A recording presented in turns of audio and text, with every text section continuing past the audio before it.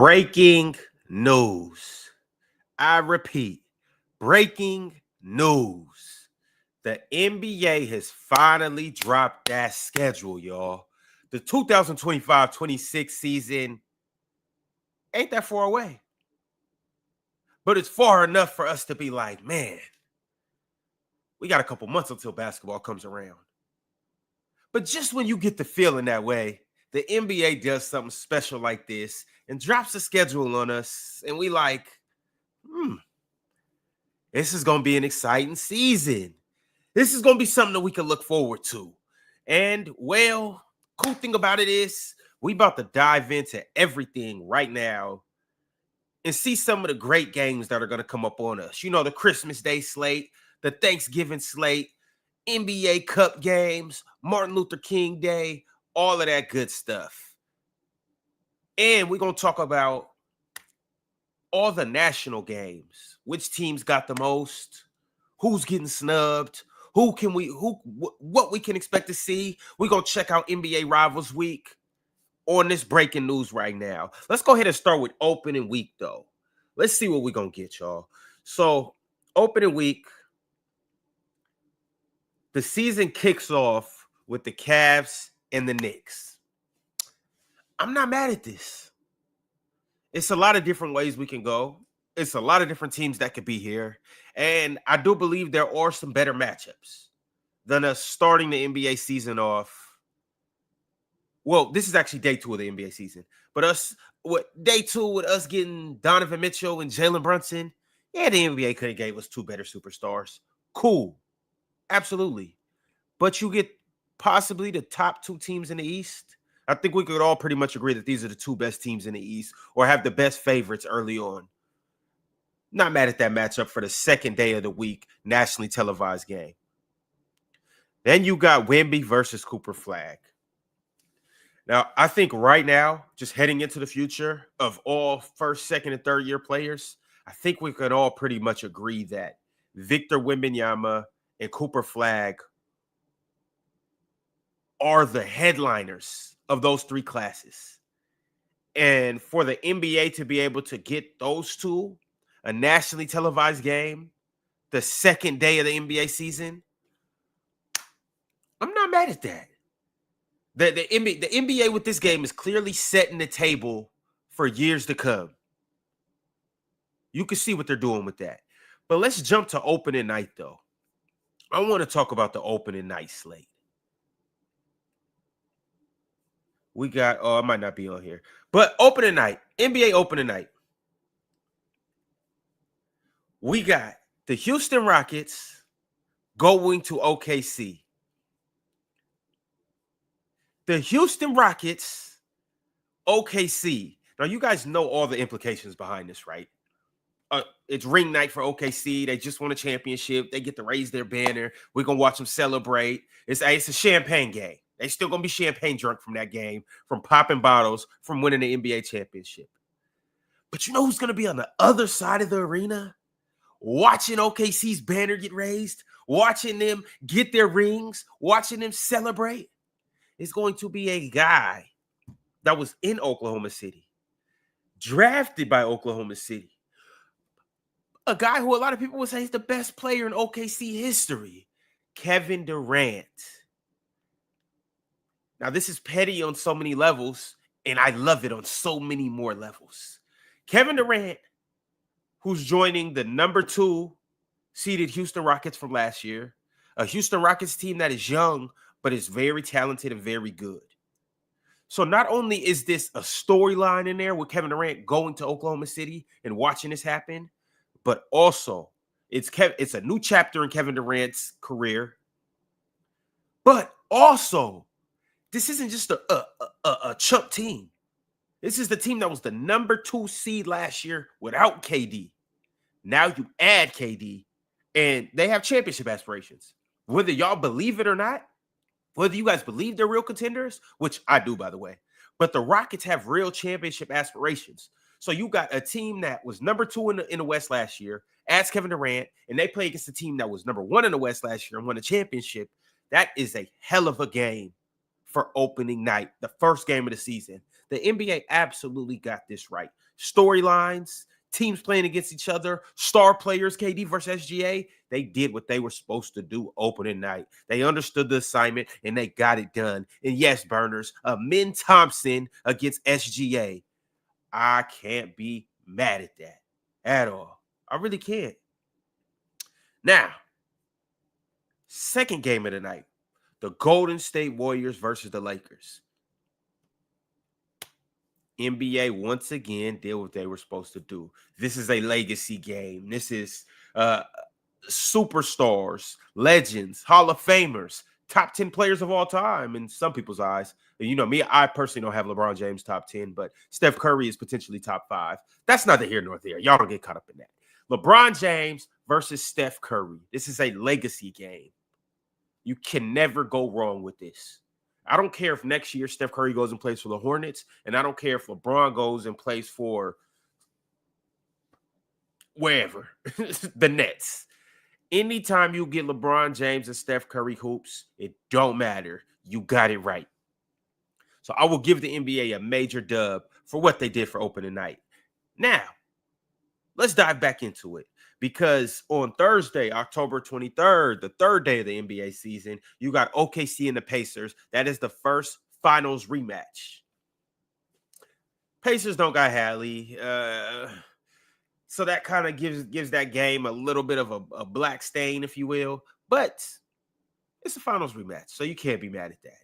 Next game, we get Joker versus Steph. Similar to what I was just saying about Bron versus Steph.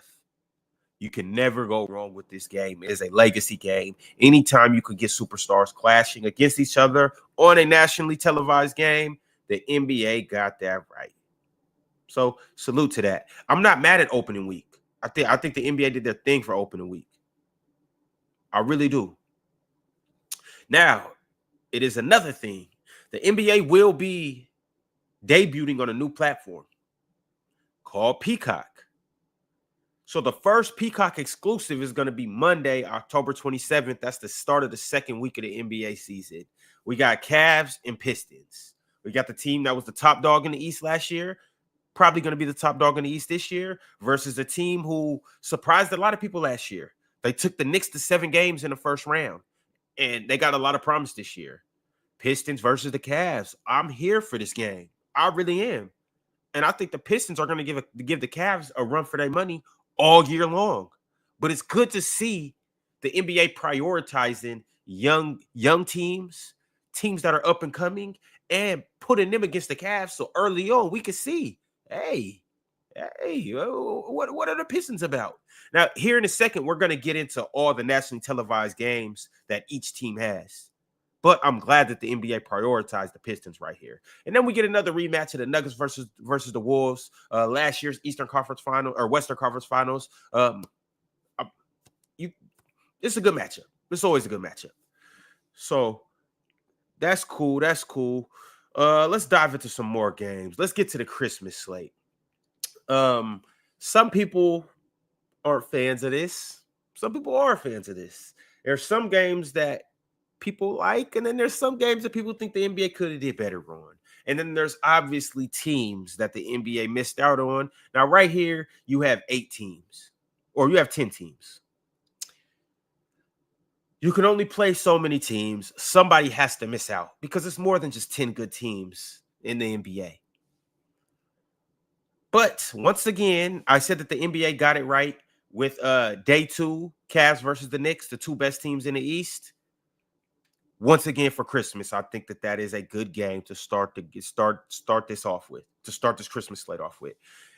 Now, here's the thing. The Cavs are presumably the best team in the East, but then you have the New York Knicks, one of the biggest markets in the NBA, one of the best teams in the East.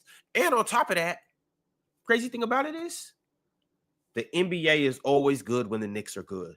What better game to start Christmas off than a game in the Garden, Madison Square Garden? I'll give you that one, NBA. You got that one right. Spurs versus OKC. Once again, the NBA is setting the table for rivalries in the future, games in the future, all of that good stuff. They did that right with this game. Wemby versus Chet. That is an individual rivalry. But furthermore, the Spurs just got De'Aaron Fox. The Spurs got the Rookie of the Year from last year. The Spurs just drafted Carter Bryant and Dylan Harper. The Spurs have a young nucleus that I think we can all agree in the next 3 years could be very scary. I think in the next 3 years, the Spurs could be on a championship trajectory. Wemby versus SGA right now is what the league needs to build up. The Spurs are going to be a top team in the Western Conference for the next 10 years. As a matter of fact, for as long as they got Victor Wembanyama. OKC's already there. The NBA is building this storyline clearly. Chet versus Wemby. Spurs versus the Thunder. Oh, yeah, and we got one more elite matchup in this too. SGA versus De'Aaron Fox. This is going to be my favorite game of the day. I'm excited to watch the young Spurs go toe-to-toe with OKC. I will absolutely be tuned into this game. Look, if I only had one game on here to watch, it would definitely be that game. Continuing to move on, we got the Mavs and we got the Warriors. AD, Kyrie, Cooper Flag, Steph, Dre, Jimmy, not too bad. These two teams, I think the Warriors are going to be a little better than people give them credit for. The Mavericks also have a chance to be the best team in the West. Steph Curry on Christmas, Anthony Davis, Kyrie on Christmas, Steph versus Kyrie again. If Kyrie is back, can't go wrong with that. Can't go wrong with that. NBA got that one right. Rockets versus the Lakers. You guys know it would not be a Christmas without LeBron James. You knew he was going to be on here. You know LeBron James was a shoe-in on Christmas. But when is the last time we seen LeBron James versus KD? I'm here for it. Even with LeBron being almost 50 and Kevin Durant being almost 45, yeah, they could be in a retirement home and play against each other, and that's nationally televised TV. That's box office right there. You got that one right too, NBA. Now, this last game, I know these teams are kind of rivals because they've seen each other in the playoffs, and I know these teams are kind of rivals because you got the big man matchup between Rudy Gobert and Julius Randle versus Joker. I know Ant is the face of the league. This is the game I'm least excited about. I sincerely believe the league could have went a different direction on with this game. I wouldn't have been mad seeing Ant play against another up-and-coming guard or, just I don't know. It's just something about this game. I think this game's going to put me to sleep, y'all. I really do. I think the NBA could have went a better direction. I would have liked to see some Jokic and Giannis hoops. I would not have been mad at that. I would have liked to see Jokic versus, I know Embiid's probably not going to play, but I don't know. Jokic versus, they could have gave us something better than this. I would have preferred to see Jokic and Zion or Ant and Zion. I don't know, y'all. Maybe I'm nitpicking, but I would have rather seen something else than this. I would have, look, Clippers and Nuggets? A repeat of that first round series? I would have much preferred to see that. Clippers and Nuggets. I would have much preferred to see Cade versus Ant. Two up-and-coming young guards. I would have loved to have seen that. I would have loved to have seen Paolo Banchero against Anthony Edwards. Two up-and-coming stars. All right, this game obviously isn't trash, but I would have liked to see something better than this. But y'all let me know the Christmas schedule, who y'all would have liked to see. Drop it in the comments. Let me know who you guys are feeling. We're going to move on to the next thing, though. Next thing I'm going to share with y'all is NBA Rivals Week. So tomorrow on the panel, we'll be talking about whether the NBA has rivalries, team rivalries, player rivalries, all of that good stuff. But here's the thing. These are the games that we got for NBA Rivals Weeks. So these are the rivalries that the NBA believes that there are currently right now. Let's dive into them. Spurs versus Rockets. Once again, so your NBA is setting the table for the future. You have two Texas teams, Houston, San Antonio, going up against each other. They're both competitive. Well, the Rockets were number 2 last year. The Spurs weren't really all that competitive. But once again, the Spurs have Victor Wembanyama, they have De'Aaron Fox, and they are projecting to be a lot more competitive this year. But like I keep saying, the NBA is building rivalries and setting the table for us going into the future. 2 Texas teams, 2 young Texas teams, one with an upcoming superstar, Victor Wembanyama. Another one with an emerging star who just popped on the scene last year, Amin Thompson. I believe these 2 are going to be 2 of the better players going into the future for the next 10 years. I believe these are going to be 2 young teams that are going to be very competitive in the West for the next 10 years. And I believe this could be the start of a major rivalry. On top of that, you get the KD versus Wemby, 2 guys that are 7 foot and could do everything. I like them playing against each other as well. I think this is going to be a good game. Lakers versus the Nuggets. These 2 teams have history. They do. It's more so the Nuggets beating the Lakers' ass, but it's still history and it's still a rivalry. And it's still always going to be that storyline of whether the Lakers can ever beat the Nuggets with Jokic and Jamal Murray. And the Nuggets happen to get better, even though the Lakers got better too. But these 2 teams have history over the last 4 or 5 years. But you know what's even better about this game right now? You know what makes this even better? Luka Doncic is now a Laker. Nikola Jokic, obviously, has been playing for the Nuggets for his whole career. You get this good old European rivalry. Slovenia in Luka Doncic versus Serbia in Nikola Jokic. I believe this could be a big rivalry going into the future if both of them do stay with their franchises. And you can never be mad at those 2 playing against each other. Yes, staying the best Euros playing against each other. Day 1 of Rivals Week, Tuesday, January 20th, the NBA hit a home run that day. Now, this is where I have some discrepancies. You can't call it Rivals Week, NBA, and give us the fucking Cavaliers versus the Hornets. What the hell? Y'all, this is the worst game that the NBA's put on a national schedule out of everything that we've seen. Y'all can't call it Rivals Week and then give us the Hornets and the Cavs. Oh, LaMelo versus Lonzo. Okay, Don. Hey, see, my bad. I clearly overlooked what was going on here. Now, here's also the thing, too. You right, EJ. I need to focus. Brother versus brother. Okay, you guys are right. I'm tripping. I love the storyline now. I also like LaMelo versus Darius Garland as well. I like that. You get. I believe I'm a little higher on LaMelo than a lot of people, but I like that. Here's what I don't like, though. And I'm all for NBA boosting up young teams. Here's what I don't like. LaMelo is injury prone. Lonzo is injury prone. So what happens on January 21st if they're injured? I hope that they're not injured. God forbid that. Like, we need healthy hoops. We need a healthy season. Knock on wood. Everybody knock on wood right now. What happens if they injured? Then what?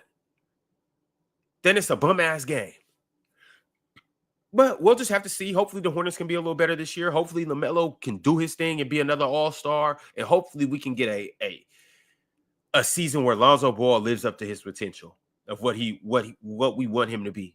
Or at least can just be a solid role player that can give us 20-plus minutes a night and not miss 40 games. So we'll have to see. I still don't like that game, though.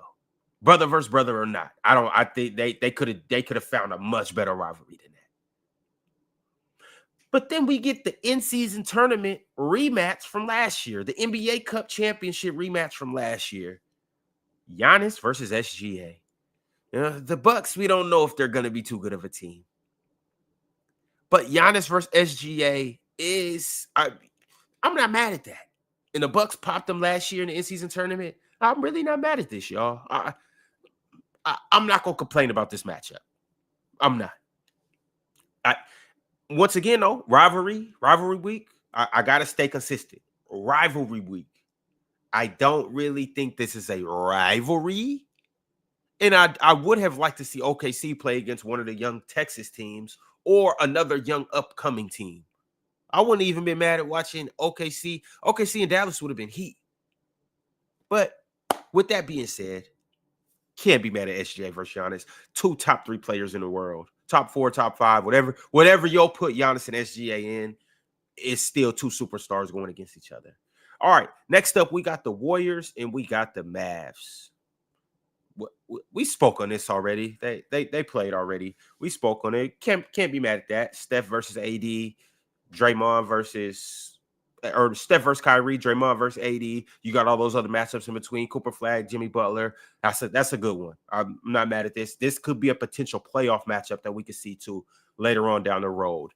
Lakers versus Clippers. Yes, NBA. I don't need to speak too much on this. This is the LA series. Both of these teams loaded up this year. The Clippers are the Clippers, for better or for worse. The Lakers are the Lakers. Hollywood versus Hollywood. This is going to be showtime right here. I can't wait. Kawhi versus LeBron again. This series has so many different layers. James Harden versus Luka. This game right here, it speaks for itself. I don't really got to go too in depth with it. Rockets versus the Pistons. The Thompson brothers. All right, so look, I am feeling the Thompson brothers, but I got to stay consistent with this too. I got to show this a little more. The Cavs versus the Hornets, I got to show that game a little more love if I'm going to be excited for the Thompson twins going against each other, even though they don't have a history of being injured. But I gotta show them love. I like K versus KD. I like that. You're going to have – and the coolest thing about this game right here is you're going to have the Thompson twins checking the top players from the other team. So I get to see a Min Thompson check Cade, and then I get to see a Sword Thompson check KD. That's what I'm most excited about. This might be my second favorite game of this whole Rivals Week right here. 2 up-and-coming teams. Young teams, though, but can make some noise come playoff time. Then we got OKC versus the Pacers. You guys already know why they're here. Once again, no Hallie. But they played in the championship last year, so it is a quote-unquote fresh rivalry. It's fresh snow, fresh snow. And then that's the same thing with OKC versus the Bucks on here as well. They played them in the in-season tournament last year. Last but certainly not least, Knicks versus Sixers. This is all contingent on if Joel's healthy. Not just for this game, but for the season. This could be an amazing game, and this could be a rival game. This typically, if JT wasn't hurt, this typically would be the Sixers versus the Celtics. But with Jason Tatum being hurt, you obviously know what's going on here. I would have liked to see Orlando on here, or I would have potentially liked to see the Knicks versus the Hawks. Trae Young and the Knicks, that is a rivalry. I believe that they should have played in place of the Sixers, but it is what it is. Hopefully Joel's hurt or healthy, and if Joel's healthy, we can get a good game. Warriors versus the Wolves. These 2 teams played against each other in the playoffs this year. Obviously, Steph got hurt. I don't necessarily think that this is a rivalry. I don't think that this has the potential to be a rivalry. I don't really know I don't really know about this game. It's going to be a good game, though. These are 2 good teams. It's going to be a good game, so I'll be excited to see it. I just don't really see the rivalry with this. Last but not least, we get the best game of the season, a cherry on top. This is the game that I'm looking forward to. This is the game of the NBA season. This is the best matchup that we are going to see, and hopefully these 2 teams can run into each other in the playoffs so we can get a 7-game series. But this game right here has everything that we're looking for. Lakers versus the Mavericks. The Los Angeles Lakers. LeBron James. Best player of all time to most of you guys. Not to me, but to most of you guys. Best player of all time. Luka Doncic. Top 3 player in the league right now. 4 player, whatever you may say. Superstar. He is taking over the reins of LA. Luka Doncic is who he is. I don't need to, hype him up anymore. We know who Luka Doncic is. Then you got the Los Angeles Lakers. One of the best franchises in the world. Best NBA franchise. Hollywood. Then when you cross into the other side with the Dallas Mavericks, yes, you guys know where I'm going with this. Anthony Davis, who once upon a time, at this time last year, just a year ago, earlier in the season, right before trade deadline, played for the Los Angeles Lakers. He played with LeBron James. He won a championship with LeBron James and the Los Angeles Lakers. And he gets traded for Luka Doncic. That in and of itself screams rivalry. But then as you go deeper down the roster and you climb a little bit further, they have a point guard who by this time he should be back playing off his ACL tear. Kyrie Irving, who once upon a time played with LeBron James, won a championship with LeBron James, was teammates with LeBron James, and then left LeBron James because he wanted to embark on his own journey, which some people thought was nasty in and of itself, the way that they broke up. A lot of people think it's nasty in and of itself, the way that LeBron James and Anthony Davis broke up. But now you got both of them. Oh yeah, EJ, you're right. As you crawl deeper down into the rabbit hole, you got D'Lo, who once upon a time played with LeBron James, once upon a time played with the Los Angeles Lakers. But as you keep going further down, you find that they have Max Christie, who once upon a time played for the Lakers, once upon a time was teammates with LeBron James. But as you keep going further down the rabbit hole, you get a guy like Klay Thompson, who used to be rivals with LeBron when he played for the Golden State Warriors, beat LeBron James in the championship a couple times. You add that too. But last but not least, the cherry on top, you got Cooper Flag, who was supposed to be the next best thing in the NBA, number 1 overall pick, versus Luka Doncic, who once upon a time was the face of the Mavs. Now they have a new great white hope in Cooper Flag. Some people think it's a conspiracy theory.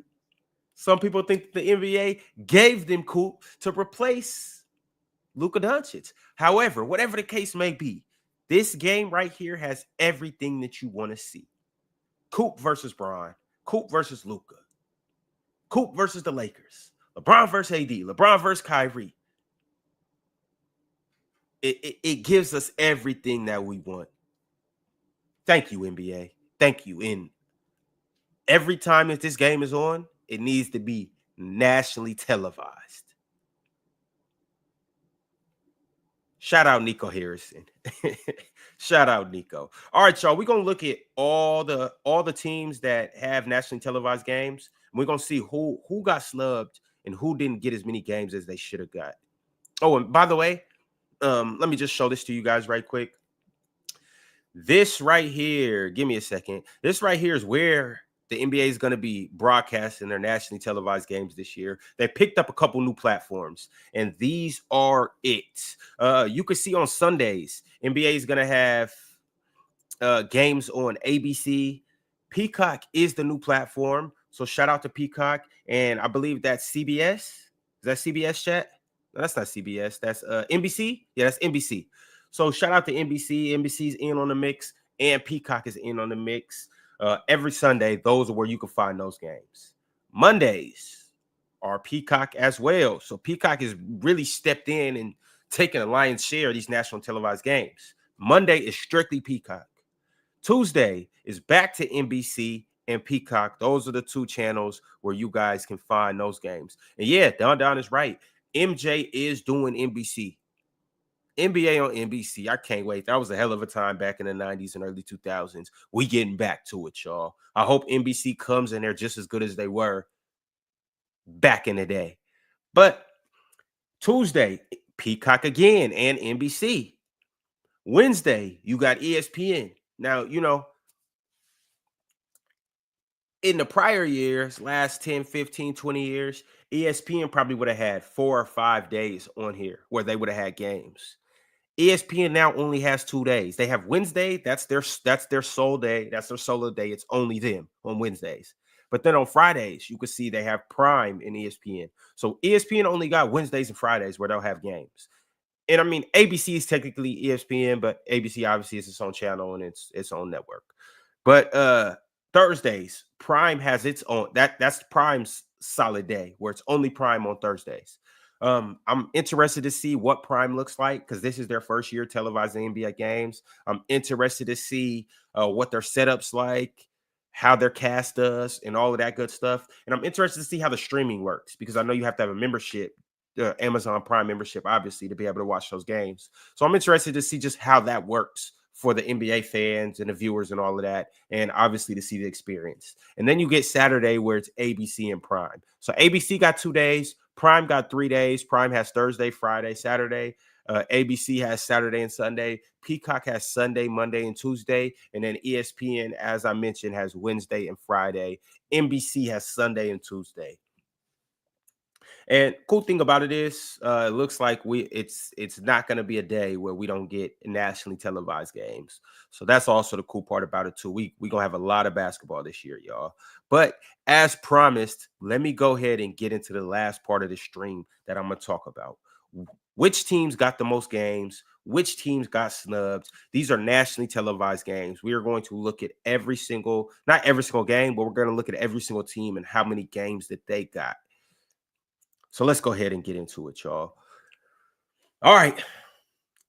At number one, tied for number one. Well, it's four teams tied for number one with 34 games on the season. Oklahoma City, Los Angeles Lakers, Golden State Warriors, New York Knicks. Now, here's the thing, y'all. Whether we like it or not, and by the way, I like it, but whether you like it or not, you cannot be mad at these four teams. Oklahoma City was the best team in the NBA last year.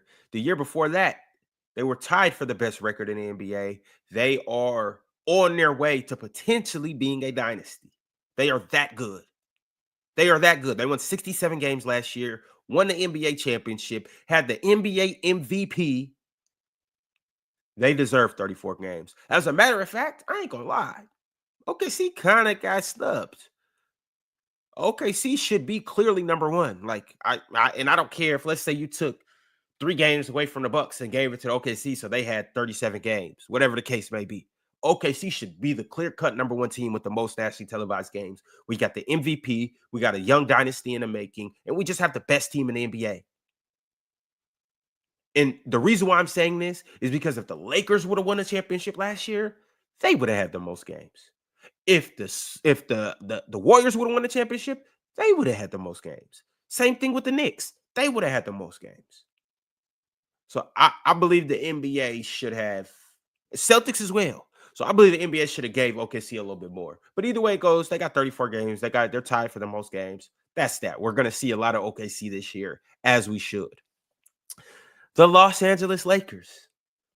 Even though they lost in the first round last year, you already know the storyline. I've talked about it multiple times just during this stream. LeBron James, Luka Doncic, LA. But the cool thing about it is LA got better. Like, they got better. So not only are you playing into the storylines, you're playing into the big city, and you're also playing into 2 superstars. But once again, they got better. So you can't complain about this. Whether you hate the Los Angeles media cartel, whether you hate Laker fans, whether you hate bronze sexuals, whether you just don't like Luka, you gotta admit that the Lakers are box office and they deserve to be on national TV as much as possible. Then you keep going and you got the Golden State Warriors. Steph Curry is Steph Curry, and he still has Jimmy Butler and Draymond Green with him. And San Francisco is, I believe, the third biggest market in the NBA. Basketball market in the NBA. NBA, this is a must. You have to with Steph Curry. You have to. The New York Knicks. I'm glad that the NBA got this right because basketball is so much better when the New York Knicks are good. And the Madison Square Garden is the best arena in the NBA. Their celebrity row is undefeated.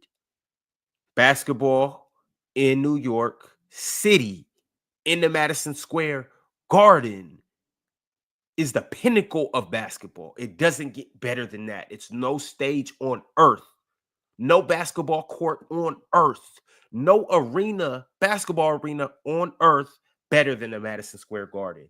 They got that right. Now, as we get further into here, fifth is the Wolves, sixth is the Rockets, seventh is the Nuggets, eighth is the Celtics, ninth is the Cavs, 10 is the Mavericks. Now, I do have some issues between 5 through 10. Facts, Don Don. Facts. But I do have some issues 5 through 10. I believe they gave the Minnesota Timberwolves way too many games. But y'all may disagree with me on this. Let me know how y'all feel about it. I understand Anthony Edwards is Anthony Edwards. And I do understand that this team went to back-to-back Western Conference Finals. I get all of that. I get all of that. I just think there's better teams we could have watched, both for entertainment purposes and just better teams as well. But I mean, and is Ant. You know, they're trying to build Ant up. They are trying to build Ant up, and Ant does have the potential to be the face of the league. So I get it. I get it. I just personally would have liked to watch other teams play. I think some of their games could have went to the Orlando Magic, who has two up and coming superstars and who are going to be very good in the East. I think Cade could have got a couple more games. Yeah, I don't think they should have got that many games. The Rockets with 28. Kevin Durant, number 2 team in the West last year, standing wise. I'm not too mad at it. The Rockets are exciting to watch. I enjoy watching them, so I'm not too mad at that. Nuggets, Joker, 26. They got better. 26 games. They're right around where they're supposed to be. I wouldn't even have been mad at the Nuggets even getting a couple more games. Then you got the Boston Celtics. I'm sorry, y'all. The Celtics do not need to be on TV, national TV, no goddamn 25 times this year. Now, I do still think they'll be competitive even without Jalen or Jason Tatum. I do believe that they'll still make the playoffs. And I do understand that this is one of the most historic teams, most championships in NBA history. Boston is a big ass basketball market. I get all of that. But god damn, 25 games? Jalen Brown and Peyton Pritchard hoops? Derek White? They could have they could have gave some more teams that.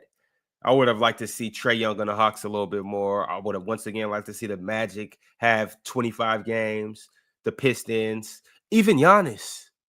Even Giannis. And the Clippers, definitely. The Clippers should have just as many games as the Wolves. The Clippers should have just as many games as the Rockets. Then the Clippers should definitely have more games than the Celtics. Even Victor Wembanyama, even if they're not that good of a team, I would much rather watch Victor Wembanyama on a nationally televised game than Jaylen Brown and Derek White. But hey, it's Boston, so I understand it because it's Boston, but I don't agree with it. And you got the Cavs. If I'm the Cavs, I'm kind of tight because I feel like the NBA playing with our name. We were the number 1 seed last year, and we are the favorites in the East this year, by far the favorites. For them to be ninth on this list, I understand it's Cleveland without LeBron, but for them to be ninth on this list, I would feel a certain type of way. Now, with me saying that, and also the Cavs were one of the best offensive teams in the league last year. Now, with me saying that, I'm not necessarily saying I want to watch the Cavs more than some of these other teams. I mean, I would rather watch the Cavs play over the Celtics this year. Them and the Nuggets, you could flip a coin. It just depends on who they're playing against. Them and the Rockets, no, I would rather watch the Rockets play. I would definitely rather watch the Cavs play than the Timberwolves, though. And that's just me personally. You guys might not agree with that. I think they have a better team. I think they have a better offense. Donovan Mitchell and Anthony Edwards is kind of like flip a coin and is a little more exciting at this moment in time, but it's kind of like flip a coin. So I think the Cavs should feel some type of way by not being top 5 on this list, especially after the year that they put together last year. The Mavericks. This is a team I would like to watch play a whole lot more than 23 times. But here's the thing, though. And I don't know this exactly. I didn't look at the Mavericks' whole schedule, and I don't know where all their nationally televised games are. But I will say this with the Mavericks. As long as those all those 23 games, which is not going to be all of them, obviously, but as long as a majority of them are backloaded, so we get to see them at the end of this, closer to the end of the season, or in the second half of the season, when Kyrie's there and when AD's there, Coop has a couple more games under his belt, so he's a little more seasoned and polished and understanding the game more. I'm not mad at it. If we could get 15 to 16 second half nationally televised Mavericks games, then the NBA did what they were supposed to do, because now they're fully loaded. They're ready. They're getting ready to go into the playoffs. They built up some chemistry because they pretty much got a whole new team. Like Kyrie and AD, I don't. Did they play with each other this year? If they did, it was only 1 or 2 games. So they still have to build up chemistry. You're adding Cooper Flag in there. Even like Klay Thompson too, Max Christie. All of these guys will be learning how to play with each other. And even like AD playing with the two big men, with Daniel Gafford and Derek Lively and PJ Washington, they all still have to figure out and learn how to play with each other. So if we could get like some of those games backloaded, I think that'd be fire. All right, y'all. But this is the one right here. Number 11, the San Antonio Spurs with 22 games. Well, really, this whole next row, aside from the Clippers, you have 22 games with the Spurs, 15 games with the Pistons, 14 games with the Magic, with the Magic, and then you got 13 games with the Atlanta Hawks. Those four teams that I just mentioned, Spurs, Pistons, Magic, Hawks, are all young teams that I believe deserve to get more games. And I've been saying a lot of teams deserve to get more games. Obviously, you can't give everybody just can't have more games because it wouldn't balance out. But I do like what the NBA did with these four teams by putting them where they put them. Because what the NBA is essentially saying is, we see y'all and we're giving y'all love. You guys just gotta prove it. This is basically a prove it deal for these four teams. If you guys can prove to us that you really are like that, if you guys can prove to us that you are good, that you're good for another season, if you guys can prove to us that your young superstars are gonna get better or do get better or take that next leap, if you guys can prove to us that you are legitimate playoff caliber teams, then next year we got you guys right there on the edge to take that leap up into the next tier. So if the Pistons do happen to, let's say the Pistons win 50 games. Let's say that they go to the Eastern Conference Finals, make a deep playoff run. Next year, they will have 20 plus games. Same thing with the Spurs. If the Spurs make the playoffs, if Wemby takes a jump into the next level, let's say Wemby wins DPOY and comes third in MVP, and the Spurs make it to the second round, they will be top 10 next year. The Magic, the NBA have acknowledged, okay, Paulo, you're one of the best up-and-coming players. Franz, you too. You guys just got Desmond Bain. We see you guys, and we know you guys have the potential to shake some things up in the East. Now, all we need you guys to do is show us, and next year, you guys are positioning yourself to, well, jump into that top 10. And last but not least, the biggest snub on this list is the Atlanta Hawks. And I'm going to tell you guys, my man, Trae Young, is going to put on a show this year. They added Kristaps Porzingis. They added Nickeil Alexander-Walker. Jalen Johnson is coming back, so they have 2 All-Stars. I'm telling you, they should have gave them more games. But once again, this is something you got to earn and it's not given. The Hawks weren't good last year, so I understand it. But just mark my words. The Hawks are going to get more games next year after they prove it this year. And then last but not least, the last team I want to touch on at number 12 is the Los Angeles Clippers. 21 games is solid. I think they're right where they're supposed to be. Wouldn't have been I wouldn't be mad having to see them more. But here's the thing, though. Here's the only thing with the Clippers. You know that this is a team full of guys that need to be in a nursing home, old people's home, and you know that at any moment in time, one of them or multiple of them cannot be playing. And you guys know the names. I don't need to say any names. So that's the only reason why I'm not mad with 21 games. I am going to enjoy every game that they play, because especially if it's a competitive game or against a contending team, I think the Clippers are a good matchup for any contending team. So I'm gonna be excited to see them every time that they're on the schedule. And then somebody in the chat said the Sixers, my man, it's Chris Jones, said the Sixers have too many games. I can agree with that, but here's the thing: is when you got Joel Embiid on that roster, you just never know. How the NBA wasn't gonna play around with it, because it's like if he's healthy, it's a box office game. If he's not, then it's like, all right, well, y'all watch Tyrese Maxey go for 30 then. But all right, y'all. This is the NBA schedule. It was released, and I like most of the things that the NBA did. But here's the thing, y'all. We have 82 games, 30 teams. They all play against each other. It's a league that we love. It's teams that we adore. It's players that we idolize, players that we love. And it's like basketball is basketball. Like for real. Opening night, the NBA could have went with the Bulls and the Heat, and we would have enjoyed Matas Buzelis and Kobe White playing against Tyler Hero and Bam. The great thing about it, y'all, is basketball, and we gonna enjoy it either way it goes. So I'm excited for every day of the NBA season. I'm excited for every game of the NBA season, and I just can't wait for it to be back. And when the NBA drops the national schedule like this, well, drops the whole schedule, but shows us the nationally televised games and all of that good stuff, all it does is make us even more excited, because it just lets us know what we are in store for the 2025-26 season. So, y'all, I hope you were excited as me, and I hope that y'all can't wait for these games that are coming up very soon next year. All right, y'all. It's been real. We out of here. I'll catch you guys on the panel in the morning. It's going to be a good ass episode. You already know what tomorrow is. It's the TCL, y'all. I'll catch you soon. Oh, would you looky there? We out.